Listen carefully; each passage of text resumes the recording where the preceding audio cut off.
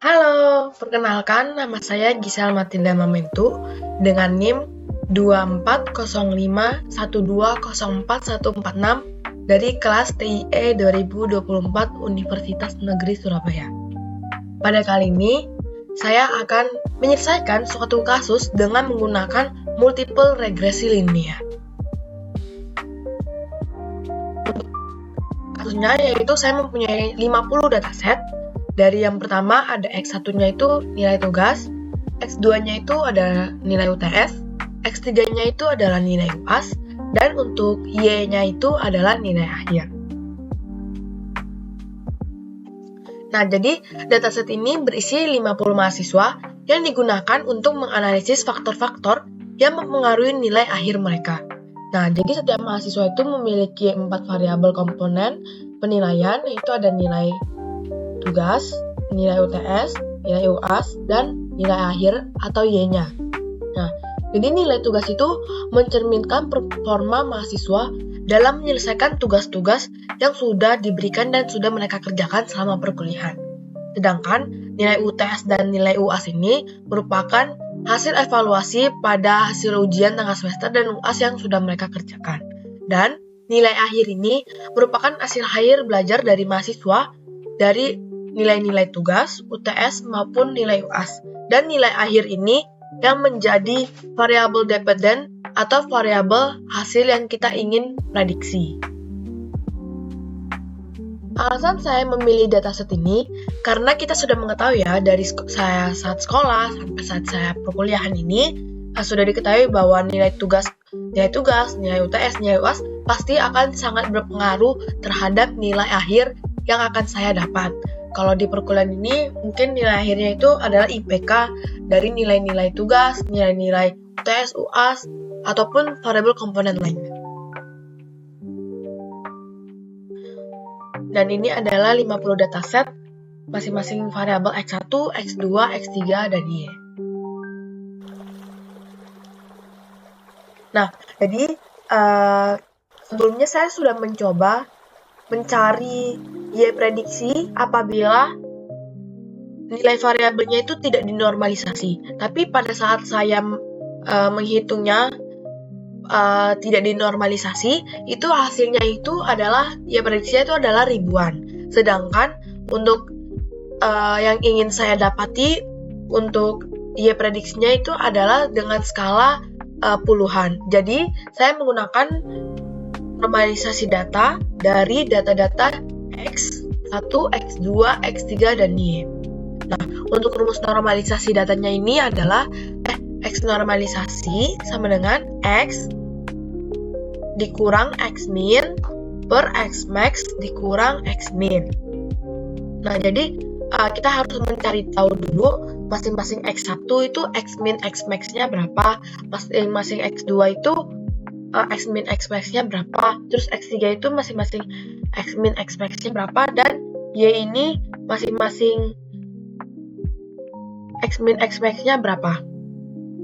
Sudah mengetahui di sini untuk X1 itu X min-nya itu 43, X max-nya itu 90, untuk variabel X2 itu minimumnya itu 41, maksimumnya itu 90, untuk variabel X3 itu minimumnya 17, maksimumnya 91, untuk variabel Y-nya itu atau nilai akhirnya itu minimumnya 37, maksimalnya itu 80. Nah, jadi saya menggunakan contoh untuk mencari nilai normalisasi X-nya itu. Yang pertama, ini kita mengetahui X1-nya itu 88. Dan kita ingin menormalisasi, jadinya 88 nilai X-nya, X1-nya, dikurang nilai X minimumnya, 43, per nilai maksimalnya dikurang nilai minimumnya. Jadi kita mendapat hasil dari normalisasi untuk X pertama, yang pertama itu adalah 0,957. Nah, jadi untuk setiap X1, X2, dan X3, dan Y dihitung menggunakan rumus dengan masing-masing nilai min max setiap variabel. Di sini yang pertama ini adalah hasil dari normalisasi data yang sudah saya dapat untuk setiap X1, X2, X3, dan Y.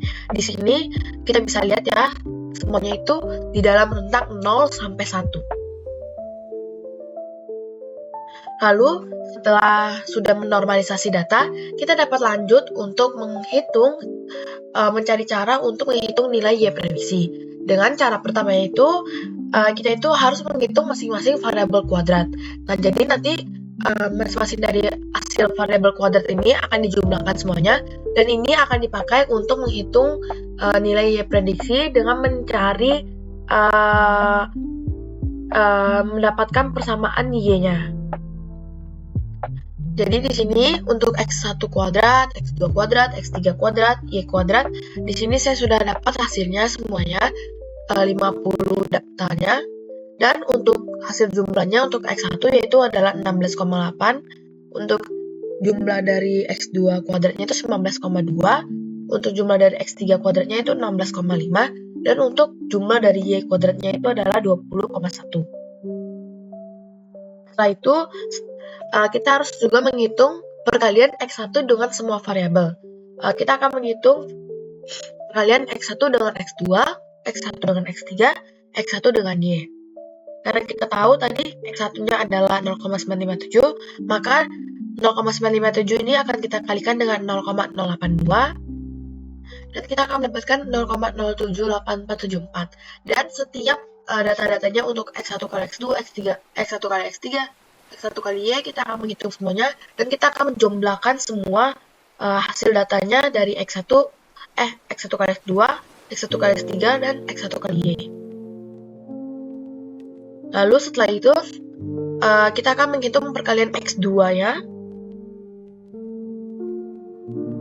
dengan semua variabel. Di sini X2-nya akan dikalikan dengan X1, X2-nya akan dikalikan dengan X3, X2-nya akan dikalikan dengan Y.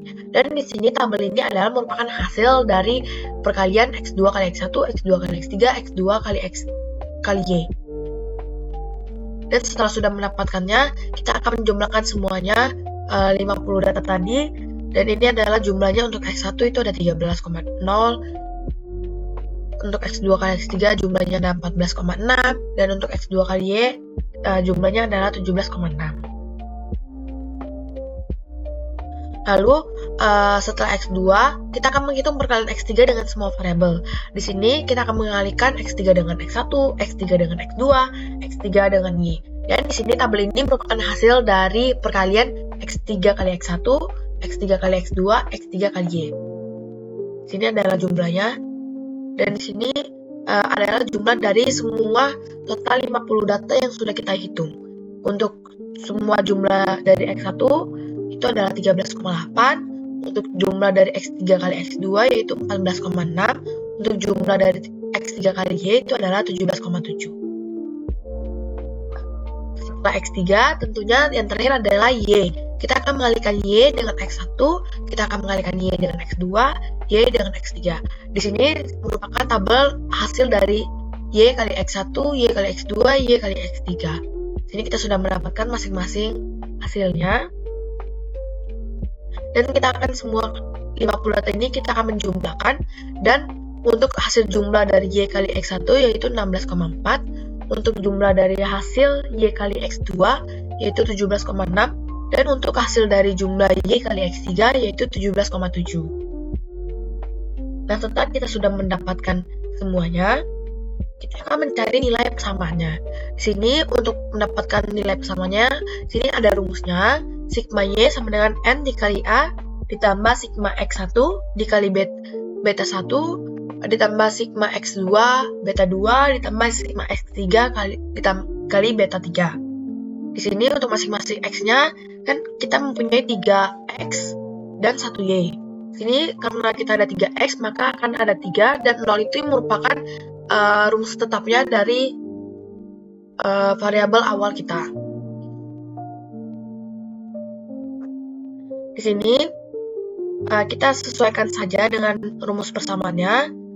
Di sini A-nya itu merupakan total jumlah data kita itu berapa. Karena saya mempunyai 50 data, maka A-nya itu adalah 50. Lalu di sini jumlah sigma X1-nya itu tadi kita sudah mendapat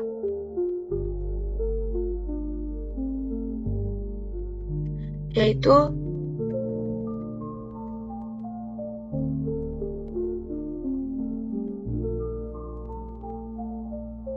24,634. Lalu untuk sigma X2 juga sama dari tabel yang sudah kita dapat tadi, yaitu 27,757 ya. Begitupun dengan beta 3-nya, sigma beta 3 yaitu 26,039, dan untuk sama dengannya ini adalah 29,464. Lalu sama untuk X1-nya ini, untuk persamaan X1Y ini, untuk sigma X1-nya adalah 24,634, untuk beta 1-nya adalah 16,8, untuk beta 2-nya adalah 13,0, untuk beta 3-nya yaitu 13,8, dan untuk sigma X1 kali Y-nya itu adalah 16,49. Lalu di sini X2-nya, sini sigma X2 yaitu tetanya itu adalah 27,7, untuk beta 1-nya itu kan sigma dari X1 kali X2 itu kita mendapatkan 13,0. Untuk sigma X2 kuadrat kita mendapatkan 19,24. Untuk sigma X2 kali X3-nya, untuk B3-nya kita mendapat 14,61282. Dan untuk sigma X2Y-nya itu kita mendapatkan 17,11. Lalu untuk X3-nya, di sini untuk persamaannya, untuk sigma X3 sebagai tetanya itu 26,039. Untuk sebagai beta 1-nya itu X1 kali X3 yaitu 13,84. Untuk beta 2-nya yaitu sigma X2 kali X3 kita mendapatkan 14,6.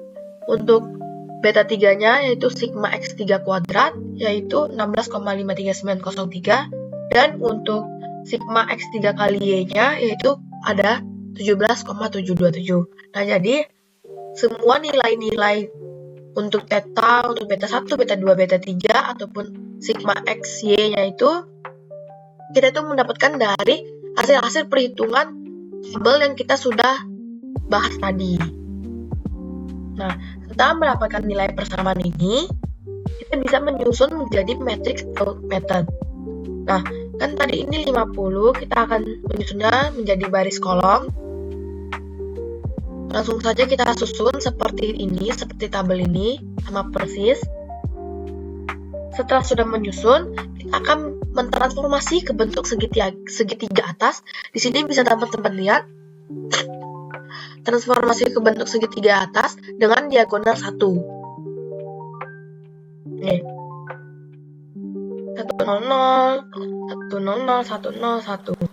Nah, di sini yang pertama kita mempunyai data ini, lalu cara pertamanya adalah saya akan membagikan row 1 dengan 50. Kenapa saya membagikan row 1 dengan 50? Supaya hasil ininya menjadi 1. Lalu row 1 dengan 50 di sini akan dibagi 50, 24 sini akan dibagi 50, 27 sini akan dibagi 50, 26 di sini akan dibagi 50, 29 di sini akan dibagikan 50. Dan inilah adalah hasilnya. Lalu step yang kedua, di sini untuk masing-masing row 2, di sini saya akan mengurangi dengan 24,634 dari sini dikali R1. Lalu untuk R3-nya di sini saya akan mengurangi dengan 27,757 dari sini dikali R1. Lalu untuk row 4-nya itu saya akan mengurangi dengan 26,039 dari sini dikali row 1. Yang berarti row 2 di sini 24,634 akan dikurangi dengan 24,634 dikali dengan 1, begitupun dengan seterusnya. Lalu setelah itu step selanjutnya adalah saya akan membagikan R2 dengan 4,6882 di sini supaya hasil dari row 2-nya ini akan menjadi sama seperti bentuk transformasi segitiga atas ini. Untuk 4,6882 ini akan menjadi 1. Jadi row 2 ini akan dibagi dengan 4,6882 dan inilah adalah hasilnya. Lalu setelah itu, saya akan membagikan row 3 dengan row 4, supaya row 3 dengan row 4 ini akan menjadi 0. Di sini teman-teman bisa lihat, untuk rumusnya itu saya memakai row 3 ditambah 0,6313 dikali dengan R2. Lalu untuk row 4-nya itu, yaitu dikurang dengan 1,0203 dikali dengan row 2. Karena di sini row 3-nya ini yang pertama adalah 0, berarti sudah 0. Lalu yang kedua itu minus 0,6313 akan ditambahkan dengan 0,6313. Itu hasilnya 0 akan dikali dengan 1 tetap 0. Gitu pun dengan seterusnya. Dan saya sudah mendapatkan 10000 dan untuk 1000. Lalu untuk selanjutnya, di sini saya akan melanjutkan untuk mendapatkan diagonal yang ketiga di sini, yang karena sebelumnya belum ada, dengan rumus row 3 dibagi dengan 3,7577, yang artinya dia akan dibagi dengan dirinya sendiri, yang sudah pasti hasilnya akan 1. Lalu di sini untuk row 3 semuanya akan dibagi dengan 3,7577. Lalu selanjutnya,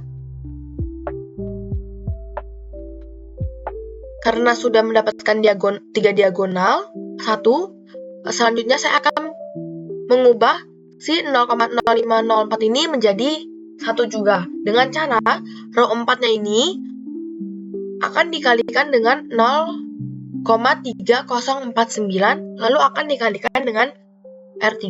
Di sini bisa teman-teman lihat, untuk row 4-nya ini, jadi 0,3049 akan dikurangi dengan 0,349, lalu akan dikalikan dengan 1, maka hasilnya adalah 0. Begitupun dengan 3,0009 akan dikurangi dengan 0,3049, lalu akan dikali dengan 0,0504, dan akan menghasilkan 2,9856.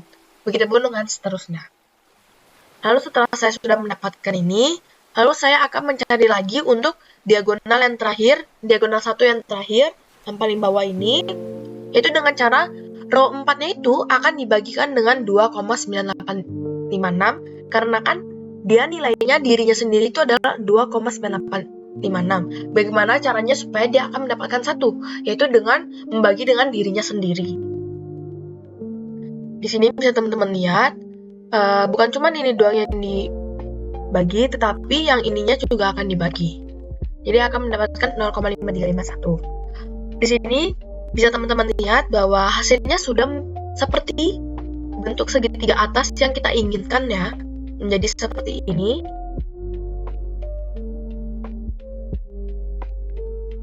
Sudah ada diagonal satunya dan sudah menjadi bentuk segitiga atas yang kita inginkan.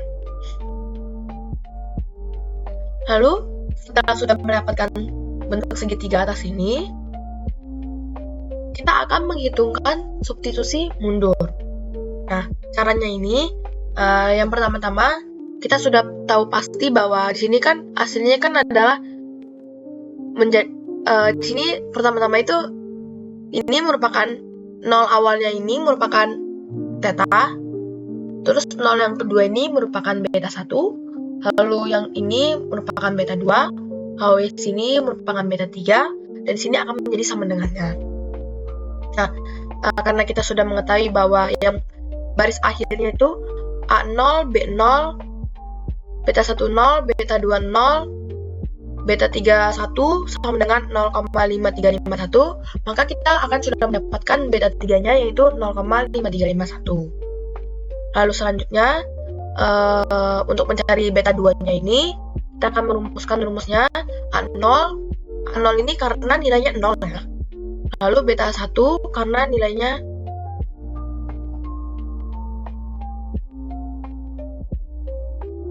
beta 1 lalu akan dikalikan dengan 0. Lalu sini beta 2-nya akan dikalikan dengan 1 karena nilainya 1.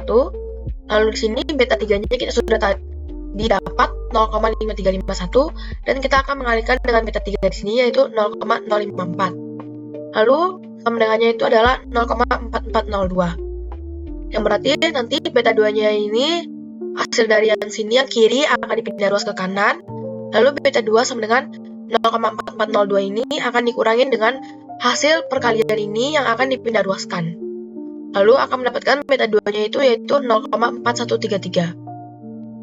Lalu setelah sudah mendapatkan beta 3, beta 2, kita akan mencari beta 1. Sama seperti tadi, A-nya itu kita punya 0, lalu beta 1-nya itu kita punya 1, lalu untuk beta 2-nya ini tadi kita sudah dapat nilai dari beta 2 yang awal itu 0,4133, lalu yang di matriks ini kita ada beta 2-nya itu adalah minus 0,1333, lalu akan dikali untuk masing-masing beta 2-nya. Lalu untuk beta 3-nya, beta 3 yang ada di matriks ini ataupun beta 3 yang sudah kita dapat tadi akan dikali juga dan akan sama dengan ini 0,6348. Lalu beta 1-nya ini untuk semua perkalian penjumlahan di sini akan kita pindah ruaskan kecuali beta 1-nya. Lalu di sini kita akan menghitung untuk mencari beta 1-nya. Di sini kan 0,6348 emang sudah 0,6348. Lalu ditambah dengan hasil perkalian dari 0,0133 dikali minus 0,1333 yaitu merupakan 0,0550 lalu dikurangin dengan 0,0027. Lalu beta 1-nya saya mendapat 0,6871. Lalu setelah sudah mencari beta 3, beta 2, beta 1, kita akan mencari nilai theta. Di sini kita bisa lihat di matriks, untuk thetanya itu adalah 1. Untuk beta 1-nya tadi yang kita sudah dapat, yaitu 0,871, akan dikalikan dengan beta 1 yang ada di matriks ini, yaitu 0,4927. Lalu akan ditambah dengan beta 2 yang ada di matriks ini, 0,5551. Lalu akan dikalikan dengan beta 2 yang sudah kita dapat tadi, yaitu 0,4133. Lalu akan ditambah dengan beta 3 yang ada di matriks ini, yaitu 0,5208. Dan akan dikalikan dengan beta 3 yang sudah kita dapat tadi, yaitu 0,5351. Lalu sama dengannya dari matriks ini, yaitu 0,5893. Lalu setelah sudah kita jabarkan rumusnya, kita akan pindah ruaskan yang dari kiri ke kanan, karena kita akan mencari nilai tetanya. Ini untuk nilai tetanya A sama dengan 0,5893 dikurangin dengan 0,3385 dikurangin 0,2294 dikurangin 0,2786. Untuk hasil nilai tetanya saya mendapat minus 0,2572. Setelah sudah menghitung substitusi mundurnya, kita sudah mengetahui masing-masing nilai theta, beta 1, beta 2, beta 3 ya. Untuk tetanya itu minus 0,2572, untuk beta 1 yaitu 0,6871, untuk beta 2 yaitu 0,4133, dan untuk beta 3-nya yaitu 0,5351. Dari hasil ini, kita bisa mendapatkan persamaan, yaitu Y sama dengan 0,2572 dari theta ditambah dengan beta 1-nya yaitu 0,871 dikalikan dengan X1 karena kita akan mencarikan nilai Y prediksi, lalu ditambah dari beta 2 yaitu 0,4133 dikalikan dengan X2-nya, lalu ditambah dengan beta 3 yaitu 0,5351 dikali dengan X3. Dari sini kita sudah mendapatkan persamaan Y untuk mencari nilai Y prediksi. Setelah itu, saya akan menghitung nilai Y prediksi.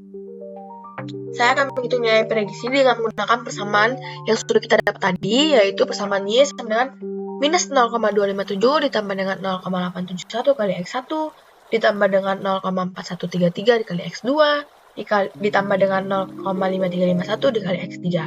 Di sini kita memakai X1, X2, X3 dari X1, X2, X3-nya yang normalisasi ya. Jadi di sini untuk X1-nya 0,957, untuk X2-nya 0,082, untuk X3-nya 1 akan kita jabarkan di penghitungan nilai Y prediksinya. Di sini berarti Y sama dengan minus 0,572 ditambah 0,871 kali X1. Tadi untuk X1 yang pertama yaitu 0,957, lalu ditambah 0,4133 dikali dengan X2 yang pertama tadi yaitu 0,082, ditambah dengan 0,531, 5351 dikali X3, tadi X3 yang pertamanya yaitu 1. Di sini untuk hasil Y prediksi yang pertama yaitu 0,9693. Ini baru satu data set dari X1, X2, X3. Di sini kita akan menghitung semua 50 datanya itu untuk semua masing-masing X1, X2, X3 untuk mencari hasil Y prediksinya. Di sini saya sudah dapat semuanya 50 datanya Y prediksi. Setelah sudah mendapatkan semua hasil nilai Y prediksinya, dikarenakan hasil nilai Y prediksinya di sini masih dalam rentang 0 sampai 1 lebih, yang artinya masih bukan hasil yang kita inginkan sebagai data nilai mahasiswa, karena biasanya data nilai kan itu puluhan ya. Lalu kita akan mengembalikan ke nilai awal normalisasi data dengan menggunakan rumus Y sama dengan Y normalisasi dikali dengan Y max dikurang Y min ditambah Y minimum. Di sini kita sudah mengetahui dari data Y aktualisasi tadi. Y aktualisasi kita tadi yaitu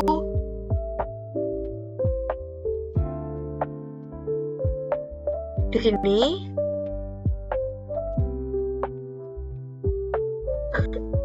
akan kita pakai ke rumus untuk menghitung ke nilai awalnya. Di sini untuk Y minimumnya yaitu 37 dan untuk Y maksimumnya yaitu 80. Saya akan menggunakan satu contoh untuk mengembalikan ke nilai awal.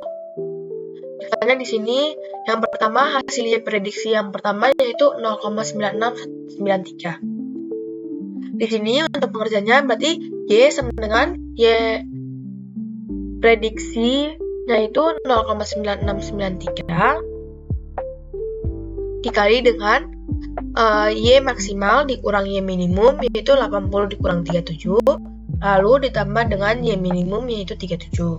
Saya akan mendapatkan Y-nya itu Y prediksi yang realnya yaitu adalah 78,6818. Nah, di sini saya sudah menghitung semua dari nilai awalnya nilai Y prediksinya itu dari nilai normalisasi menjadi nilai awal.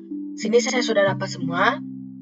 Bisa kita lihat ya untuk Y normal dari Y prediksinya itu sini sudah dalam rentang puluhan yang merupakan hasil dari penghitungan untuk mencari nilai akhir dari X1, X2, X3-nya. Nah, setelah sudah kita dapat Y normalnya ini, bisa kita lihat bahwa dalam rentang 0,96 kita mendapatkan Y normal prediksinya itu adalah 78. Lalu untuk Y prediksinya itu kalau 1, dia Y normalnya adalah 80. Setelah sudah mengembalikan ke nilai awal ini, kita sudah mendapatkan hasil yang kita inginkan untuk Y prediksi. Lalu kita akan menghitung evaluasi untuk model regresi yang sudah kita hitung tadi. Yang pertama, kita harus menghitung RSS.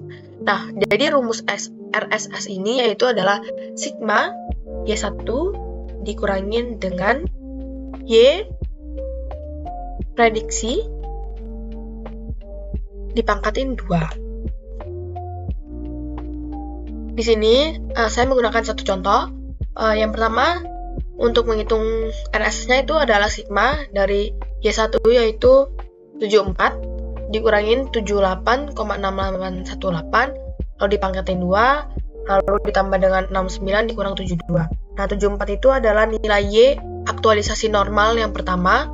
Lalu untuk Y selanjutnya itu adalah Y prediksi dari hasil yang sudah kita normalisasi tadi untuk Y prediksi. Lalu di sini untuk semuanya saya mendapatkan nilai RSS-nya yaitu 1088,23. Lalu setelah sudah mencari RS, saya akan mencari nilai TSS. Tapi sebelum mencari nilai TSS, di sini saya sudah mendapatkan semua hasil dari RSS. Di sini untuk Y aktualnya adalah 74, Y prediksinya ada 78, berarti tinggal 74 dikurang 78 lalu dipangkatin 2, lalu 69 dikurang 72 lalu dipangkatin 2, dan untuk semua 50 datanya ini dicari untuk mendapatkan nilai dari RSS, lalu akan dijumlahkan dan akan mendapatkan 1088,236. Lalu setelah itu, setelah sudah mencari nilai RSS, kita akan mencari nilai TSS dengan rumus sigma YI dikurang Y dipangkatin 2. Nah, untuk menghitung Y-nya ini sebenarnya adalah Y rata-rata dari sigma YI dibagi dengan jumlah dari total data kita. Itu menggunakan rumus ini. Lalu untuk menghitungnya itu, untuk nilai rata-rata Y-nya itu, jadi sigma dari YI semuanya 50 datanya itu hasil jumlahnya adalah 3121, lalu dibagi dengan total data yang kita punya yaitu 50. Lalu kita mendapatkan untuk nilai Y rata-rata aktualnya yaitu 62,42. Setelah sudah kita mendapatkan nilai rata-rata aktual, kita bisa mencari nilai TSS semuanya, dan di sini saya mendapatkan nilai TSS-nya yaitu 5276,7. Di sini bisa teman-teman lihat untuk Y aktualnya yang pertama adalah 74, lalu di sini saya akan mengurangi dari Y dikurang Y aktual dengan Y rata-ratanya. Di sini yaitu 11,58, lalu setelah sudah akan dibagi 2. Akan dipangkat 2, maaf akan dipangkat 2. Lalu setelah sudah 50 data ini sudah kita cari untuk nilai TSS-nya. Lalu di sini akan dijumlahkan untuk semua nilainya, yaitu akan mendapatkan 5276,7. Setelah sudah kita mencari nilai TSS, lalu saya akan untuk menghitung nilai errornya. Di sini saya memakai MSE. MSE itu rumusnya itu adalah RSS dibagi dengan total data. Karena tadi RSS-nya kita dapat adalah 1088,236. Di sini 1088,236 ini akan dibagikan dengan 50 karena kita mempunyai 50 data. Lalu untuk nilai MS-nya itu kita dapat 21,76472. Lalu setelah itu kita akan mencari yang kedua itu nilai RMSE dengan rumus akar RSS dibagi N. Karena tadi kita sudah dapat dari RSS per N itu adalah 21,76472. Lalu di sini kita langsung akarkan saja. Akar dari 21,76472 itu saya dapat 4,665 dan hasil dari RMSE-nya itu adalah 4,665. Lalu yang ketiga adalah MAPE. Untuk MAPE rumusnya di sini adalah sigma Y1 dikurang Y rata-rata aktual Y prediksinya ini dibagi YI dibagi dengan total data dikali dengan 100%. Lalu di sini kita menghitung dulu untuk sigmanya, itu saya dapat 27,402. Lalu setelah sudah, di sini 27,402 ini akan dibagi dengan 50 dengan total datanya, lalu akan dikalikan dengan 100. Di sini saya mendapatkan nilai MAPE-nya yaitu 13,592%. Ya masih dalam rentang 13%, berarti masih kecil untuk nilai errornya. Lalu saya mencari nilai koefisien determinasi yaitu R pangkat 2 sama dengan 1 dikurangin RSS per TSS. Jadi di sini penting ya untuk mencari nilai TSS dengan RSS karena diperlukan untuk menghitung nilai error-errornya. Di sini langsung saja R pangkat 2 sama dengan 1 dikurang 1088,236 dibagi 5276,7. Di sini saya dapat nilai R kuadratnya yaitu 0,7938031. Lalu sini saya akan mencari nilai koefisien relasi. Di sini untuk koefisien relasinya itu merupakan pangkat dari R kuadrat tadi, yaitu akan mendapatkan nilai R-nya itu 0,7938031. Setelah kita sudah mencari semuanya, kita bisa mendapatkan kesimpulan bahwa saat mendapatkan perhitungan Y prediksi dan hasil evaluasi terhadap model regresi linear berganda yang digunakan untuk memprediksi nilai akhir mahasiswa, yaitu kita tadi pertama mencari nilai RSS-nya atau residual sum of square sebesar 1088,236, yang berarti menunjukkan bahwa total jumlah kuadrat dari selisih antara nilai aktual dan nilai hasil prediksinya itu nilai itu menggambarkan seberapa besar kesalahan dalam memprediksi data. Bahwa kalau semakin kecil nilai RSS-nya itu akan semakin baik kemampuan model dalam mendekati data yang sebenarnya.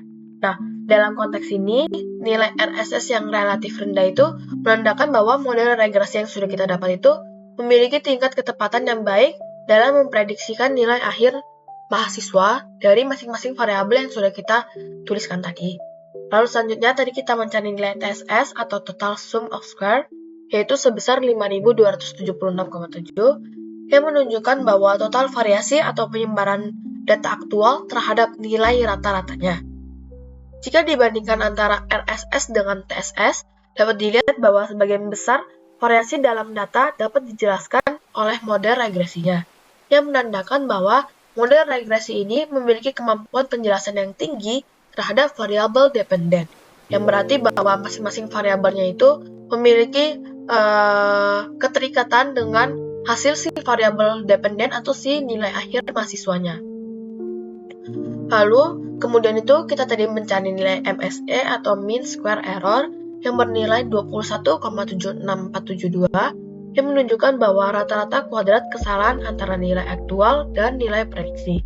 Nah, nilai MS-nya ini yang kita dapat ini tidak terlalu besar, yang berarti menunjukkan bahwa model regresi ini mampu memberikan prediksi yang cukup dekat dengan nilai yang sebenarnya.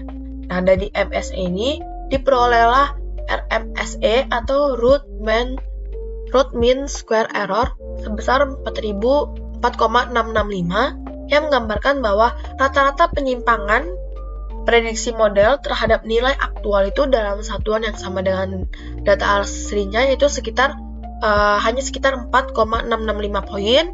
Berarti nilai ini tuh tergolong kecil ya, karena dapat disimpulkan bahwa errornya itu rentannya itu adalah 4,665 kurang lebih, dan dapat disimpulkan bahwa model ini tuh cukup stabil untuk kita gunakan untuk mencari nilai Y prediksinya.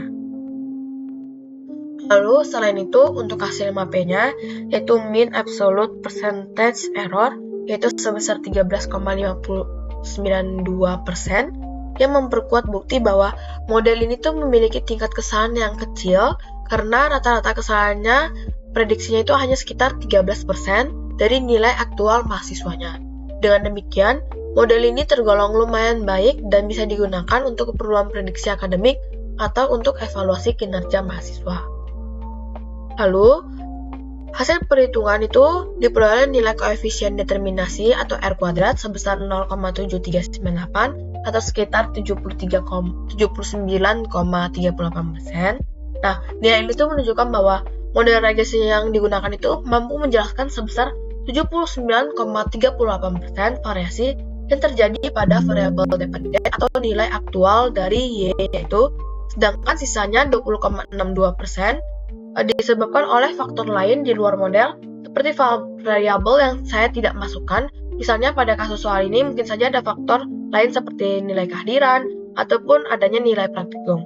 Terakhir, nilai R atau koefisien korelasi sebesar 0,904 yang menunjukkan adanya hubungan yang kuat antara nilai aktual dengan nilai hasil prediksi, yang artinya semakin tinggi nilai aktual seorang mahasiswa, semakin tinggi pula hasil prediksinya oleh model regresi, yang menunjukkan bahwa konsistensi model regresi ini dapat menangkap pola hubungan masing-masing variabelnya untuk mendapatkan Y prediksinya ini.